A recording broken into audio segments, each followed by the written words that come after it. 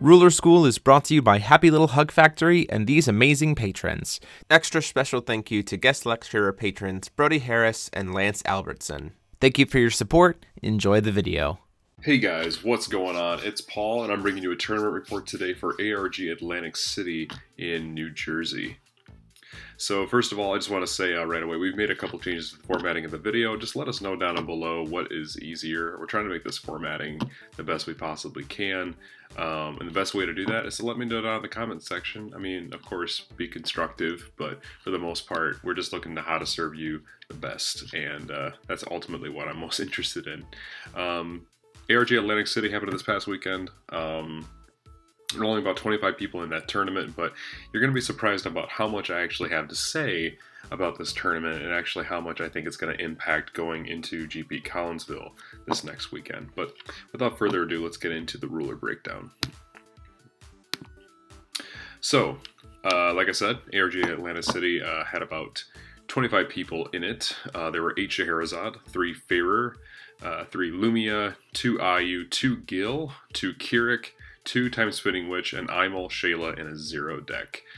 So that's all 25 rulers that were present at the actual event itself. The thing that I think is really interesting, that I just keep, every time I see Lumia just doing super well, I'm just reminded how powerful enter effects are in this game compared to activate abilities. Something like Sacred Elf is really, really strong, but ultimately things like Rachel, Captain Hook, Mosasaurus, all of those are just incredibly strong. We actually don't see any Lumia lists in the top 8, unfortunately, but if you have a list and you want to link it down below, I'd love to see what you ran, because I think Lumia might actually have a place in the meta going forward.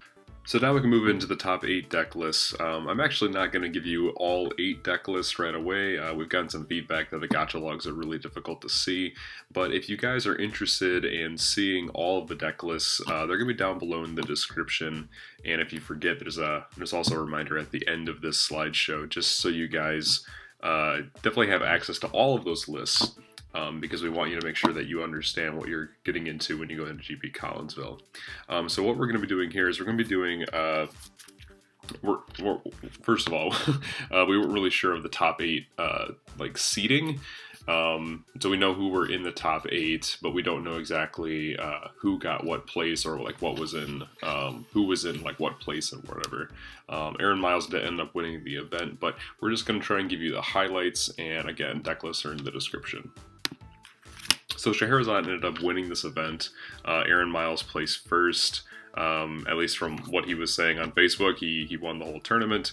Mike Rance was seed 1 after Swiss. So these are like the 2 probably top Scheherazade decks to actually take a look at. And of course, the gacha logs images are a little hard to see, so we'll go into some of the more important cards that we see in the deck.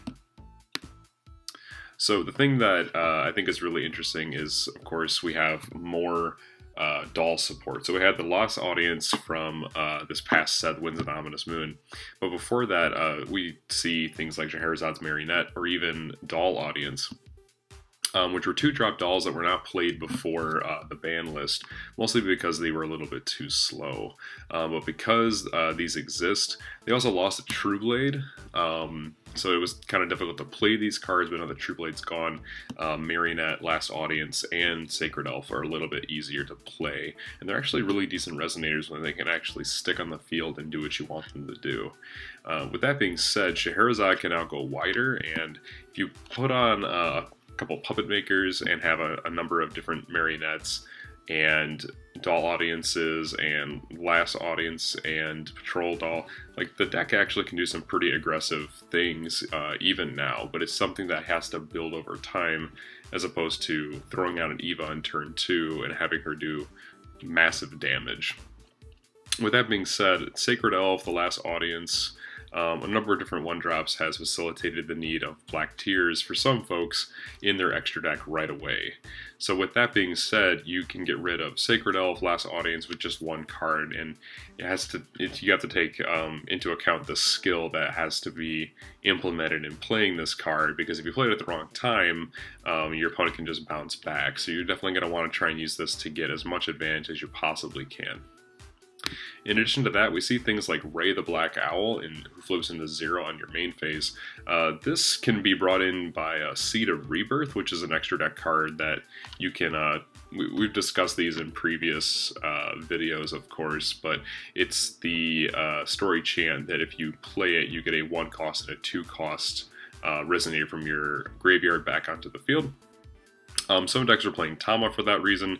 The Schepsman list is actually the only Scheherazade list in the top 8 that actually utilize Tama, but there are other things as well. The Last Audience, Sacred Elf, just a number of different 1-drops, including Lorite, are all present for your revival off Seed of Rebirth.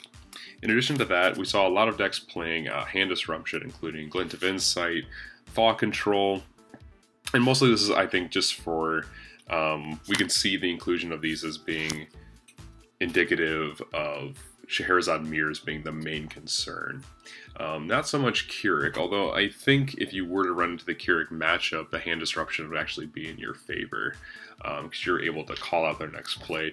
Keurig is pretty linear, so you're able to say Glint of Insight, Severing Winds, get rid of their stuff to prevent your next play, or you could even say Sylvia, Piggy, Grounded Supremacy, things like that, and that just empties your opponent's hand in Keurig, and they have a really hard time bouncing back.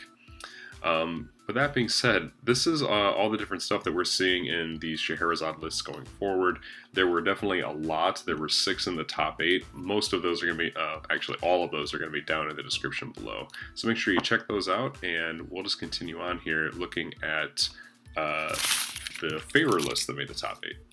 Next we have the 2 Faurer lists that made it into the top 8, thanks to Ryan Valentino and Brandon Rogers, who piloted these decks. These are actually really cool variations on Faurer.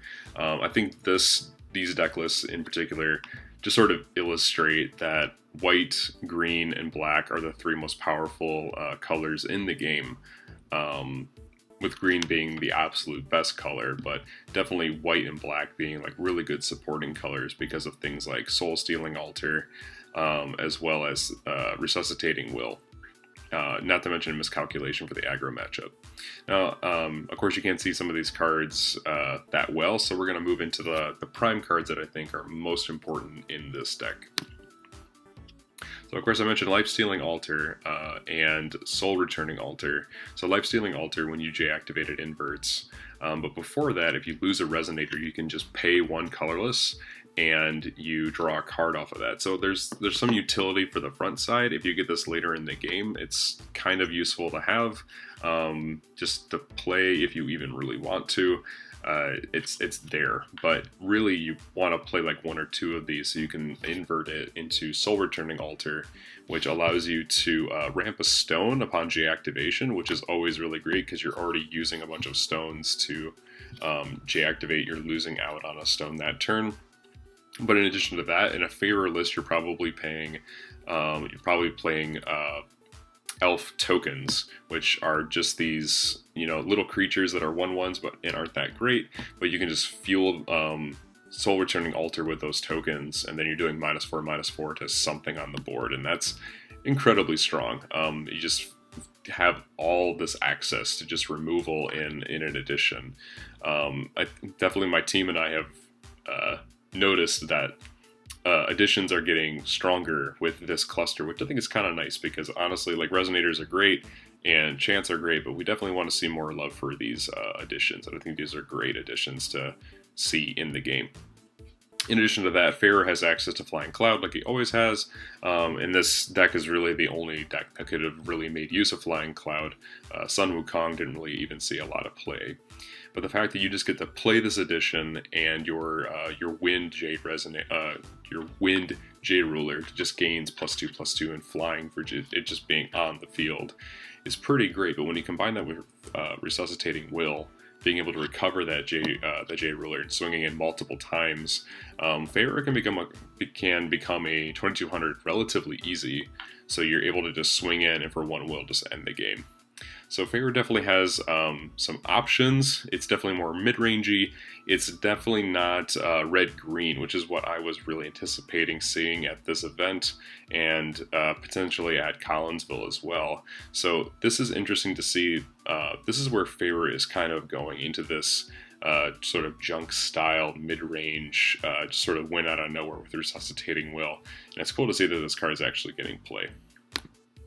Of course, if you have any other questions about the other lists that you didn't see in this video, make sure, again, to check down in the description. All 8 deck lists from the top 8 are down there, and you can see all 6 Scheherazade lists and the 2 Faurer lists that we mentioned in this video up close a little bit more. So just like last time, here are some thoughts that I've had about this tournament now that it has ended. I think Keurig not being in the top 8 kind of makes me wonder if we have overhyped or overestimated the power of Keurig in our testing environment, right? So there's not a lot of testing between the release of the Winds of the Ominous Moon and GP Collinsville. So this event was actually pretty interesting for us to look at, just because like this is the one event that we have to sort of judge the meta on. And the fact that we don't see a lot of Keurig, most people maybe are playing to defeat Keurig. That's why we only saw 2 in the top 25. And most people are going to say, well, we don't want to like take this event and think of it too seriously because it was such a small event. But we also have to keep in mind the context of this event. So we're playing in New Jersey, which is in this hugely important region of the United States for this game.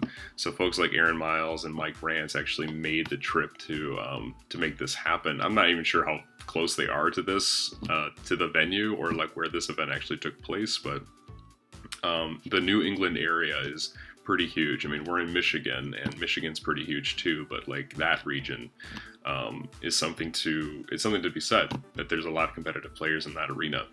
So there's been a lot of thought, a lot of testing around whether Keurig is actually the boogeyman of the format, as we've said in the Teacher's Lounge. And the reason I don't think we see him as much is because people realize pretty quick in testing that Scheherazade and other green decks usually have a turn 1 out. Scheherazade specifically can just call a stone, and if they're going against Keurig as they draw, just get rid of all of their strength counters. And that really sets Keurig back, because that means you don't get the dig, that means you don't get to play ground and air supremacy, that means you have to either call for a stone, which you absolutely don't do, or you play the Howell pig and try and later in the game get back your strength counters. But in that situation, it's really awkward because you want to be gaining cards, you want to be getting the stuff that's going to ultimately be there to help you grind out the game in terms of burn, or even just general removal with something like Dragon Palm. So the fact that this card exists just kind of shuts Keurig down a little bit, and I think that that's definitely something to look at when you're testing for GP Collinsville. But even in addition to that, Keurig's trigger, he actually triggers at the beginning of the game. If your opponent has a Laureate in hand, they can do the same thing, and it just has to be a generic green deck. So you don't even have to be a Scheherazade deck to shut down Keurig turn 1. And the fact that Keurig doesn't get those counters, again, it's just a huge shutdown in a huge tempo swing right out the gate. So at least I don't know if Keurig is as potent as we thought. It might still be a decent aggro deck to at least enter the event with, but definitely you have to think about, is there a way for you to recover, at least in your testing this week, is there a way to recover those strength counters in a way that is proactive and useful in your situation? I personally don't think that's possible. I think Keurig just gets shut out of the meta, and I don't think people are going to run him that much going forward, but that's just what I think. Let me know down in the comments what you think of this. I think Keurig is pretty much done at this point. Something else that I thought about just going into this event is sort of like, what other decks do I expect to see? We definitely saw Faurer. He wasn't looking like I thought he was going to look. I definitely thought he was going to be more in the red area so he could make use of Maribella. Turn 2 Maribella is still really hard for most decks to deal with, but for the most part, people strayed away from that, and I think That's just because they wanted more proactive and useful cards. Things like Alter and Resuscitating Will are really strong picks. And then, of course, Faurer gets access to Final Battle. And in the mirror, that's pretty strong. But definitely against Scheherazade, who can just go wide, Final Battle is absolutely necessary at this point. So I think we're going to see more junk Faurer going forward. Another thing that I would like to see more of is Lumia. I actually wonder if Lumia is a superior aggro deck to Keurig, just because she doesn't have any strength counters, and with that being said, Scheherazade can't do much against her turn 1, so she's able to maintain her tempo in an environment where Keurig cannot. So maybe, you know, look into a Lumia aggro, or even a Lumia aggro mid-range. I think she might have some potential. I don't know what Lumia Hook / Mosasaurus looks like right now, because we don't have Hook, but we do have Mosasaurus. And I'm not sure what that deck looks like. It does have access to Moonbeam Butterfly, which means it can pull out things like Ice Shackles to shut off Scheherazade from flipping over their extra deck and other things like that. So I think there's still potential for Lumia to make some waves, but how big of a wave, I'm not really sure. In addition to that, I'm kind of interested to see that there was absolutely no Fox being run at all. I'm wondering if people are just opting to run Faurer over Fox, but I've seen some interesting Fox lists come out, especially some ideas from Ryan Miles himself. He's kind of stated this idea of like playing a Manticore or an Amit or even a Blazer and using Light of Transmigration to blink those guys, get additional effects. And I'm messing with this idea of like playing Manticore and then playing Glint. So I'm kind of interested to see if Fox even has a place in the meta right now. I think it's a decent like mid-range combo deck that has the potential to, you know, put these really big flyers and these really big creatures on board at instant speed, and that's always going to be relevant. And of course, Scheherazade. People were not very happy about seeing Scheherazade make the wave that she did. I was honestly looking at Scheherazade right from the very beginning. I was even tooling around just with Jeremy, just behind the scenes, just trying to figure out, you know, what would Scheherazade look like if she didn't have all of this broken stuff like Ruin Story and True Blade and stuff like that. And the deck was still relatively resilient, and it felt good. It felt good to play, it felt good to grind with. And with that being said, I mean, Scheherazade is clearly still probably the best deck. Even just talking with a couple of my teammates, just realizing that Scheherazade gets an additional 5 cards that, you know, just 5 known resources that you have is a huge boon to this J-Ruler. And I think it's even just a little bit more powerful than the stuff we know about the runes right now, because the idea is with the rune deck, you can't flip that stuff face down, but with Scheherazade, you still have access to things like Cleaning Doll, so you're able to reset your extra deck a little bit and make use of some of that stuff again, especially if your opponents are playing additions like Life-Stealing Altar, Shackles of Ice, things like that, to kind of try and get ahead. So I'm kind of interested to see like what the company is going to do about Scheherazade. I've kind of been one of those people that's like, maybe Scheherazade is a little too powerful for the game right now. But at the same time, you know, I enjoy playing her. I don't want to see her just outright go, but I think she's really hard to balance unless, you know, we do something to the ruler itself. That being said, that's Jeff's call. That's not mine. And pretty much after GP Collinsville, I hope no one wants to play Scheherazade and we just have some fun with some other rulers that are not Scheherazade.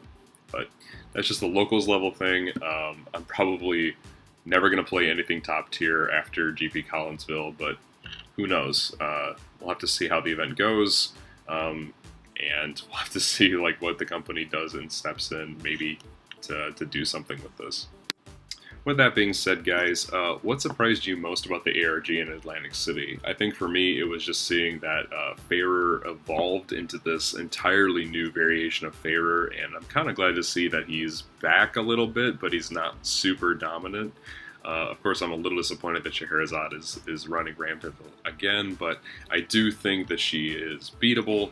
I do think that there are ways of getting around her.